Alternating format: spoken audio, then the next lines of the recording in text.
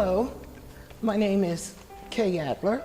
I am a Baltimorean and I am soon to be 78 years old. And as a photographer, I consider myself to be a visual historian. My love for photography was really around 1969 when I lived and worked in New York City. And there was an exhibit that was the first time ever featuring an African-American man who was a photographer and a Harlemite. He had his photo studio in Harlem. And I went to the exhibit and I was absolutely stunned by Mr. Van der Zee's work. And that piqued my interest, that somehow I could not quite do the same thing because I don't have a studio, but that as a street photographer, everything was available to me. And so for 37 plus years, that has been my love. My name is Damon Talbot and I am a Special Collections Archivist here at the Society.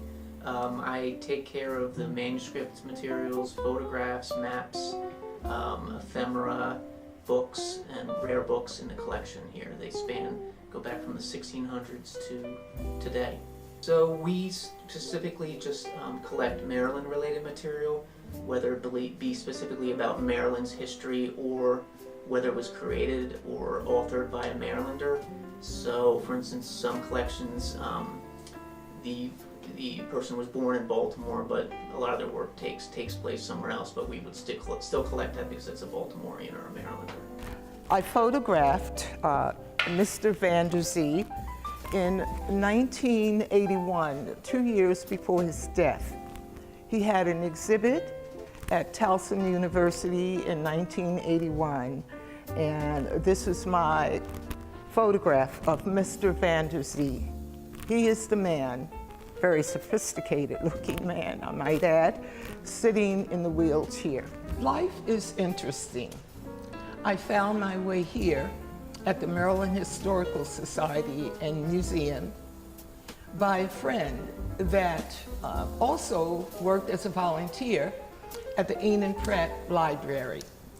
And he suggests, and he gave me the person's name, that I should contact because I had hundreds of black and white negatives and I had no idea of what they contained anymore, because that was in the early years of my photography.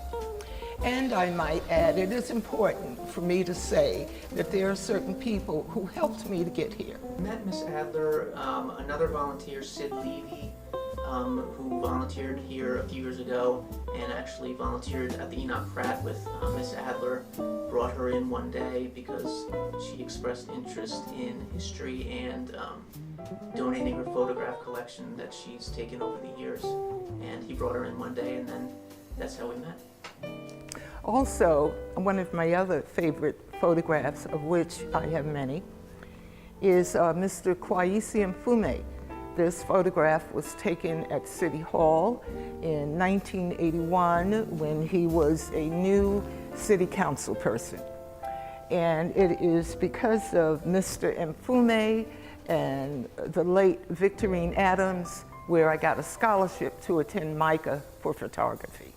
Well, her photographs, she's taken a lot of street photos of landmarks in Baltimore and protest marches and historical events that have happened I think she started in the 60s.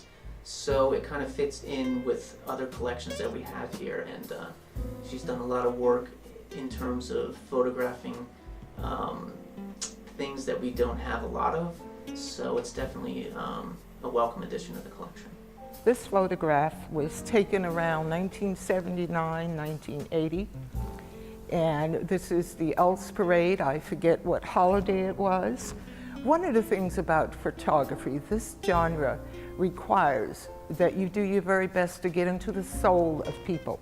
And as you look at this photograph, you will see there's a young man holding the flag who is peering at me, and they look sad because indeed it had rained on their parade. The end result will be like what happens with all donations that come to us. We're going to create a finding aid, which is basically an inventory of the collection, and we're going to process the collection, which means we're going to house everything in archival sleeves and boxes so it's safe for future generations. The finding aid will go up online so people can have access to that and see what is in the collection, and they'll be able to come in and request photos to view. And so my debt to you and my debt to our people is to keep the struggle going and do not give up. And so as a result of that, I have had to learn how to put my pain aside and work through it, work out of it, and to begin to talk about it and to be honest. And so I hope that you will be able to see that when my work is before the public to view, that indeed it will spur you on to become an activist, especially while I'm alive, that I can speak to them. But certainly my photographs upon my death may even have more meaning to them because it speaks to the troubles of our world today.